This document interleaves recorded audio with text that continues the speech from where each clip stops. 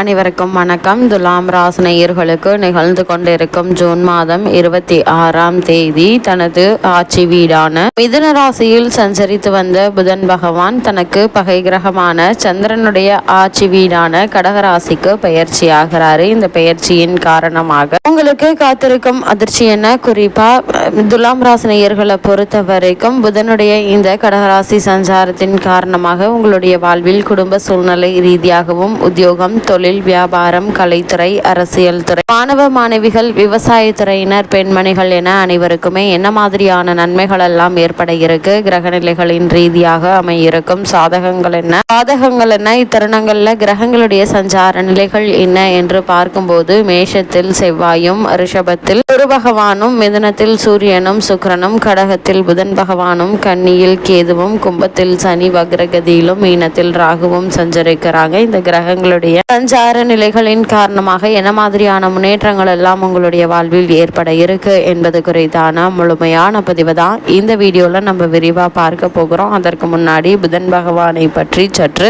விரிவாக தெரிந்து கொள்வோம். புதன் பகவானை பொறுத்த வரைக்கும் ஜோதிடத்தில் புதனை வித்தைக்காரகன், வித்யாக்காரகன் என்று சொல்வார்கள். அது மட்டுமில்லாமல் பொன் கிடைத்தாலும் புதன் கிடைக்காது என்று சொல்வார்கள்.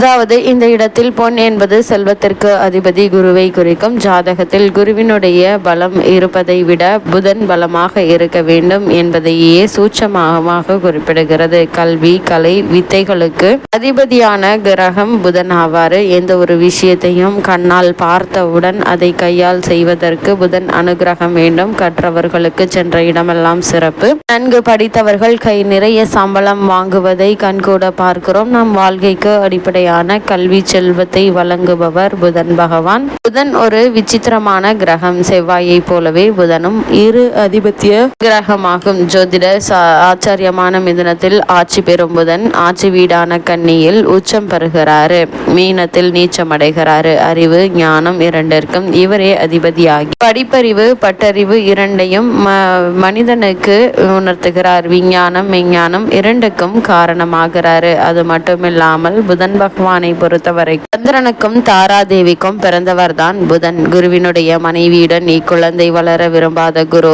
சந்திரனிடம் அக்குழந்தையை ஒப்படைத்தாரு. சந்திரனுக்கும் அக்குழந்தையை தன் 27 மனைவிகளிடம் ஒப்படைக்க அவர்களுள் ரோகிணி மற்றும் கார்த்திகை மட்டுமே அதிக அன்புடன் வளர்க்க மற்ற மனைவிகளாலும் தட்ச பிரஜாபதியாலும் சந்திரன் அடைந்த சாபங்களும் சிவபெருமானால் சந்திரன் மோட்சமும் அடைந்தாரு. ரோகிணி, கார்த்திகை இருவரும் புதனை அன்புடன் வளர்க்க ரோகிணியிடம் மட்டும் புதன் அதிக அன்பு கொண்டார். காலங்கள் கடந்தோடின. குழந்தையாக இருந்த புதன் வளர்ந்து வாலிபர் ஆனாரு. வாலிப பருவத்தை அடைந்த புதன் தன் பிறப்பை பற்றி அறிந்ததும் தந்தையை வெறுத்தார். தந்தையினால் இதுவரை அனுபவித்த ஆதரவை வெறுத்து இருப்பிடத்தை விட்டு வெளியேறி ஆசிரம வாழ்க்கையை வாழ முடிவெடுத்தார். இமயமலை சாரலில் உள்ள வனத்தை அடைந்து அங்கு தனக்கென்று ஒரு ஆசிரமத்தை அமைத்தார். குருவில்லாமல் பல கலைகளை கற்று தேர்ச்சி பெற முடிவெடுத்தார். காரணம், தன் பிறப்பில் தந்தையான சந்திரன் மற்றும் குருவினுடைய மனைவி தாரா தேவி செய்த தவறினால் குருவினை வெறுத்தார். குரு இல்லாமல் சில கலைகளை கற்ற புதன் பல கலைகளை கற்க முடியாமல் தவித்தார். பல கலைகளை குருவின் உதவி இல்லாமல் கற்க வேண்டுமாயின் இறைவனுடைய அருள் வேண்டும் என எண்ணிய புதன் நாராயணனை நோக்கி தவம் இருந்தார். பல இன்னல்களை கடந்து தவம் புரிந்த புதனுடைய தவத்தை கண்டு நாராயணர் அவர் முன் தோன்றி அவருக்கு அருள் பாவித்தார். இமயமலை அடிவாரத்தில் கௌரி தடாகம் என்ற இடத்தில் தனது ஆசிரமத்தை அமைத்து நாராயணன் அருளால் குருவே இல்லாமல் சகல கலைகளையும் புதன் கற்று தேர்ந்தார். கலைகளால் பல உயரத்தை அடைந்த புதன் பிறப்பால் பல அவமானங்களை சந்தித்த புதன் தன் தந்தையான சந்திரனுக்கு பின்னால் தனக்கு வரவேண்டிய அனைத்து அரச பதவிகளையும் துறந்து ஆசிரம வாழ்க்கையை மேற்கொண்டார். புதன் தன் தந்தையான சந்திரனை வெறுத்து ஒதுக்கினாலும் பதவிகள் துறந்து ஆசிரம வாழ்க்கையை வாழ்ந்தாலும் சந்திரனின் அழகில் பாதியை கொண்டவராக இருந்தார். சகல கலைகளையும் கற்று அழகிய உருவமைப்பை கொண்ட புதனை கண்ட தேவ மாதர்களில் ஒருவர் அவரிடம் தன் மனதை பறிகொடுத்து தன்னை ஏற்றுக்கொண்டு தனக்கு இன்பத்தை அளிக்குமாறு வேண்டினால். தன் பிறப்பினால் ஏற்பட்ட அவமானங்களை இனி எந்த ஒரு குழந்தையும் அனுபவிக்க கூடாது என்று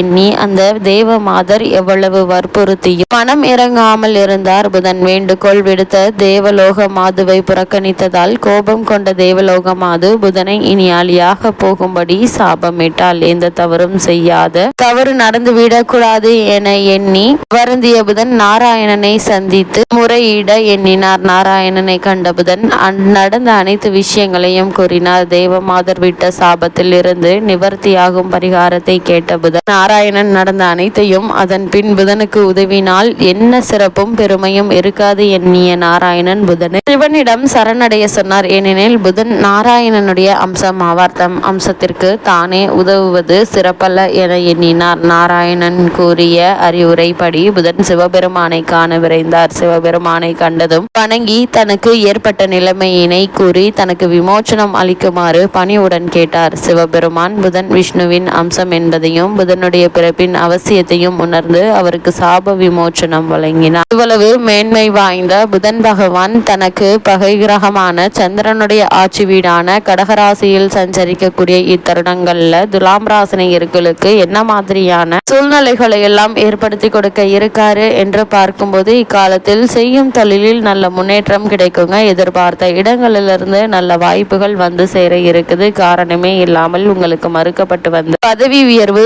ஊதிய உயர்வு, உத்தியோகத்தில் கிடைக்க வேண்டிய சலுகைகள், விருப்பப்பட்ட இடத்திற்கான இடமாற்றம் ஆகியவை நீங்கள் எதிர்பார்த்த தருணத்தில் உங்களுக்கு கிடைக்கக்கூடிய ஒரு தருணமா அமைஞ்சிருக்குதுங்க. அதே போல கடன் சுமை பாதிக்கு மேல் குறையுங்க. குறிப்பா மாமன் மைத்துனர் வழியில் நடைபெறும் மங்கள நிகழ்ச்சிகளை முன்னின்று நடத்தக்கூடிய ஒரு சூழ்நிலை உருவாக இருக்குது. உத்தியோகத்தில் பணி நீக்கம் செய்யப்பட்டவர்களுக்கு பணி மீண்டும் கிடைக்கக்கூடிய ஒரு தருணமாகவும் இந்த புதன் பெயர்ச்சி அமைஞ்சிருக்குதுங்க. முக்கிய புள்ளிகள் உங்கள் இல்லம் தேடி வந்து உங்களுடைய முன்னேற்றத்திற்கு வழிவகுத்து கொடுப்பாங்க. பொருளாதார நிலை சீராகுங்க. துலாம் ராசி நேயர்களை பொறுத்த வரைக்கும் இத்தருணங்கள்ல எண்ணற்ற நன்மைகள் நிறைந்த ஒரு காலகட்டமா இக்காலகட்டம் அமைஞ்சிருக்குது என்பதை கிரகங்களுடைய சஞ்சார நிலைகள் தெளிவாகவும் உறுதியாகவும் எடுத்து காட்டுதுங்க. துலாம் ராசி நேயர்களை பொறுத்த வரைக்கும் இத்தருணங்கள்ல பொது வாழ்வில் உள்ளவர்களுக்கு என்ன மாதிரியான நன்மைகள் எல்லாம் ஏற்பட இருக்கு என்று பார்க்கும்போது பொது வாழ்வில் உள்ளவர்களுக்கு இந்த புதன் பயிற்சி நிகழக்கூடிய இத்தருணங்கள்ல